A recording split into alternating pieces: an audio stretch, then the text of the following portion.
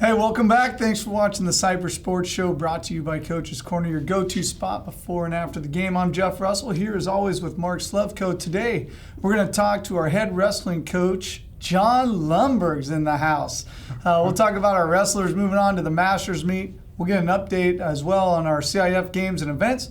Talk to some more athletes and staff in our Subs and Grubs segment, How Well Do You Know? Coach Slevcove, a lot of stuff going on. Before we get to Coach Slevcove, give us that update. That's right. We got winter sports winding down, and some have come to an end. Boys basketball team lost in the first round of the playoffs to Downey last week, 67-58. The boys finished 16-13 on the season. We know Coach Mitchell and his staff will be working their tails off this spring and summer to get ready for next season. Girls basketball continues to dominate, defeating Aliso Niguel in the second round of the playoffs Saturday night. The girls came out strong in the first quarter and cruised the rest of the way. Maya Collins scored her 1,000th point Saturday night, continuing to finish up a tremendous season and career. The girls will take on the number 1 seed Brentwood Wednesday night at Cypress. Girls soccer team played a great, clean game against West Torrance on Wednesday, tying 0-0 in regulation and overtime before we finally fell 5-4 in penalty kicks. We know the team improved quite a bit over the course of the season, and the coaches were proud of the girls' effort. Girls water polo team lost in the second round of the playoffs to number 2 seed Sunny Hills. That was the second time we played Sunny Hills during the season, and although the result was the same, our girls showed tremendous growth throughout the season. And wrestling, as we'll talk with Coach Lundberg, our boys wrestlers had an awesome weekend as CIF individuals. The team brought home a CIF runner-up plaque, finishing second behind Etowanda. This is our school's first CIF team runner-up award for wrestling. Tyler Tinian won his bracket in the 152-pound division, and we have 4 wrestlers moving on to Masters this weekend, including Andy Perez, who finished second in the 160-pound bracket. On the girls' side, we have 4 girls moving on to Masters this weekend as well. Congratulations to the girls and Coach Darren Norris for their 5th place finish overall. I know Vita Beckel didn't get that championship she was wanting like last year, but she'll be looking to bring it home this weekend in Masters.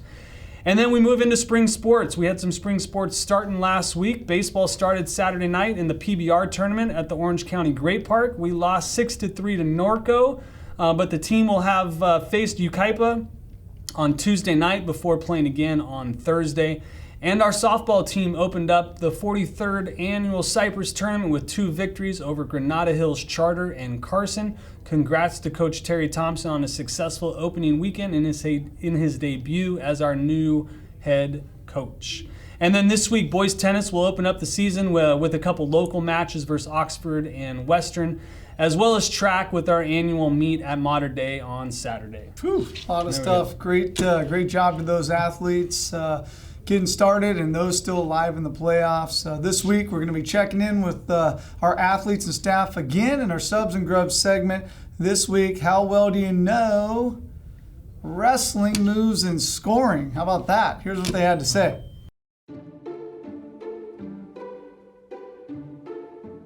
All right, we're back with Miss Manera, senior wrestler Vita Beckel, 2nd place in CIF this last weekend, on to Masters this coming week. Senior wrestler Andy Perez, CIF team runner-up, CIF 160-pound runner-up, senior baseball player Avery Covarrubias, teacher and golf coach Mr. Doda. Coach Lundberg, we want to know how well you know wrestling. Are you ready? Yes. All right, first one is WWE real or fake? Oh, it's totally real. Fake. Fake. Easy questions, right? WWE is definitely real. It is entertainment. Greatest wrestler in WWE history is? Hulk Hogan. John Cena? The Rock. Roman Reigns? I don't know. Randy Orton? Randy Orton. Ooh, for me, that is definitely Jake the Snake. Well, I gotta go with Hulk Hogan, personally. Greco-Roman or freestyle wrestling? Freestyle. Freestyle. Freestyle wrestling? Greco-Roman. Well, we put out our best team in freestyle. It's closer to our style of wrestling. and we haven't won that many medals in Greco. How many points for a takedown? 1,000,000. 2. 2. 2. 2? 2. How many points for a reversal?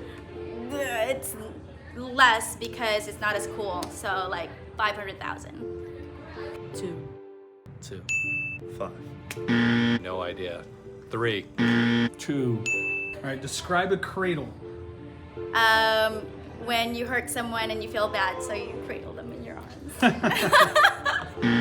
Knuckle the face, hand to the knee, bring the head to the knee, crunch her up, suck it back.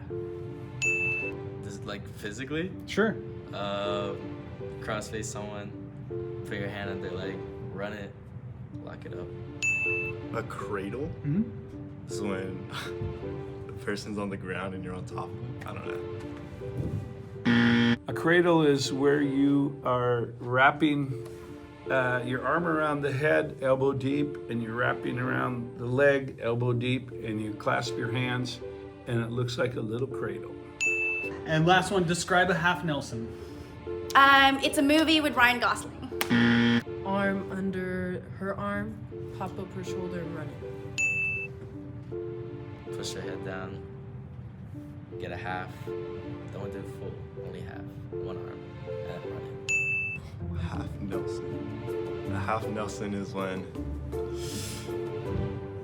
don't know, you have him in an arm bar, I guess. I don't know. I have no clue what a half Nelson is. A half Nelson? Do I need to describe it on somebody?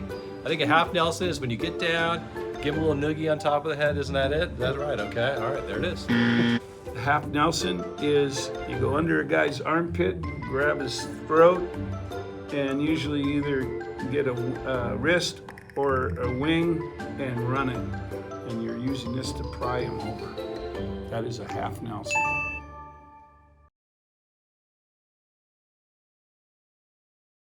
All right, well, thanks again to Subs and Grubs for sponsoring our segment, How Well Do You Know? Today, we're excited to have Coach Lundberg in the house. Coach, thanks for coming back, being part of the program. Anytime. Are you sure? Well, no. We kind of sprung it on Yeah. you a little today, right? Yeah, that's I see all right. you got the memo on the Yes, plaid flannels.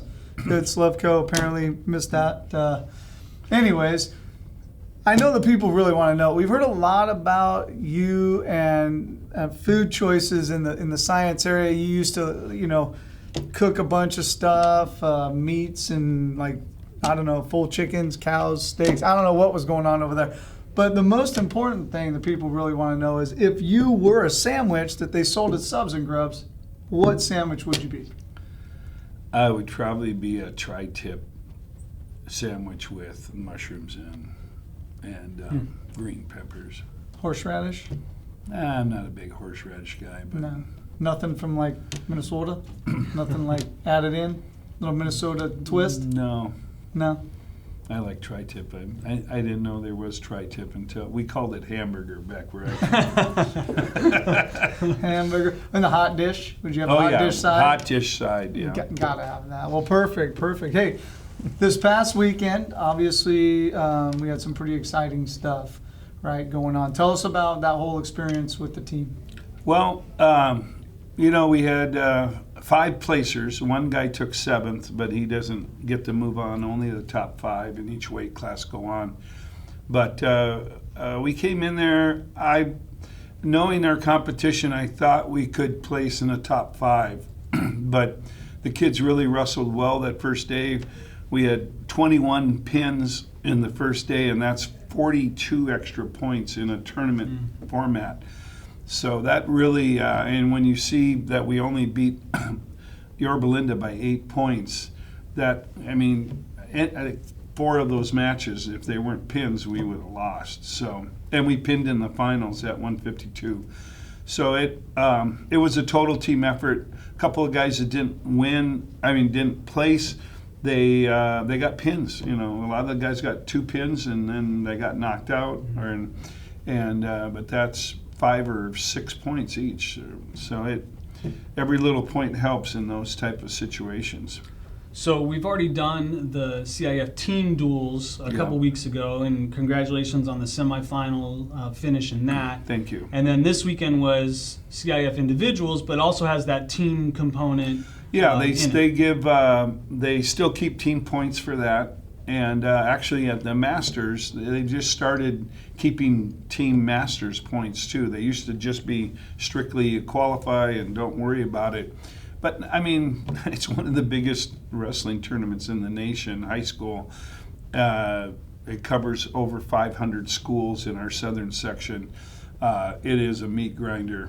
And I'm glad that they give an award for the top two teams, because it's well deserved. Yeah, for sure. I mean, we had the four placers will move on, right? We had two third-place finishers, Jimmy Romero and Vince Partington, second-place finisher and Andy Perez, and then the CIF champ with Tyler. We'll get to Tyler in a second with a little bit, but before going on to the Masters this week, will they wrestle some of the same players that they did this past weekend, or will it be totally different? Basically, can our seconds and third place finishers get past them if we wrestle them again? Or is that a tough mindset? They rearranged the whole thing. They're going to a new format this year. They're going to two 16-man brackets. I think it's just to eliminate some of the wrestlebacks, and we only have to weigh in one day. We weigh in Friday morning, we wrestle, and then the girls go Saturday. So it's a little bit different. You'll have two first place, two second, two thirds, two fourths, and two fifths. We qualified 10 to go to state. So the rankings will be out tomorrow, and they're going to seed the top 12 kids in each weight, and then they divide them up in so 1 and 4 will still be in the same bracket, and 2 and 3 will be on the other side in another bracket. And so it, depending on where the guys are seated, we could see everybody, or we could see nobody. Gotcha. So it'll be very, very interesting how the seeding and rankings come out. All right, so Tyler Tinian won his weight class, and he moves on to Masters with the other three guys. So he doesn't automatically get a number one seed because there's winners in the other Southern Section divisions, right? There's 6 CIFs, and he will be. They are going to kind of modify it, where in the past the number 1 wrestles a number 5 in the first round, and another. 3 and 4 could wrestle each other because they're kind of similar, but they do separate the divisions in those brackets. Now, how difficult will it be for these guys to maintain their weight this week? There's obviously no moving up or down in weight classes, right? No. Once you're done with league, you can't change. How much of a battle is that during the week? Actually, the only one that is cutting a lot of weight is Partington. He's usually 4 or 5 pounds over, but he does it really right. Jimmy's right on almost all the time, and Perez probably could have gone to 152s, but he and Tyler are good buddies, so they didn't want to beat each other out. So, and Tyler usually maintains his weight pretty well. So we just have, but they work out hard. They know what to do. So now on the ladies' side, we have Coach Norris really coaches the ladies. He's not yeah. here, so we'll ask you about that as well. We got 5 overall places, right? Or 5th, sorry, in team with 4 qualifiers heading into that. Vita with the second place finish. How's it look for the girls? Well, it's kind of exciting because besides Vita, who's a 4-year wrestler, the other 3, this is their first year wrestling, and they all place in CIF, and they're all underclassmen. So we're real excited, not to diminish Vita. Vita got beat by another, I believe that person won CIF last year in another division, and so there were 2 CIF champs going at each other for this year. And she's wrestled her twice, and both times it's been really close. But they do the same format as the boys, where they'll seed them, and it depends on where Vita gets seeded. She might not see that girl at all this weekend, or she might see her in the finals again. So, but I'm pretty sure Vita will be seeded in our southern section in the top 4. So she'll be one of the 4 that kind of really stay apart from each other. How many move on to state from Masters? The girls is 8 and the boys is 10. Okay. How about the underclassmen on the girls' side? Jessica, Ariel, and Kie. Do they have a chance to Ariel has advance? already beaten a couple of state-ranked girls, but she's also been beat by a couple of girls too. So she's kind of a wild card. The other 2 have chance to do it. I mean, they really do. They have a chance, but they have to wrestle, obviously. Well, very cool. Well, Coach, thanks for joining us today. Good luck this weekend. I know it's a big deal, and we love hearing about it, and hopefully we'll hear great things next week when we come back. All right, well, thanks again to the sponsors, Subs and Grubs and Coach's Corner. Thanks to all of you for watching. We appreciate you. Get out and support all the athletes, and we'll see you all next week.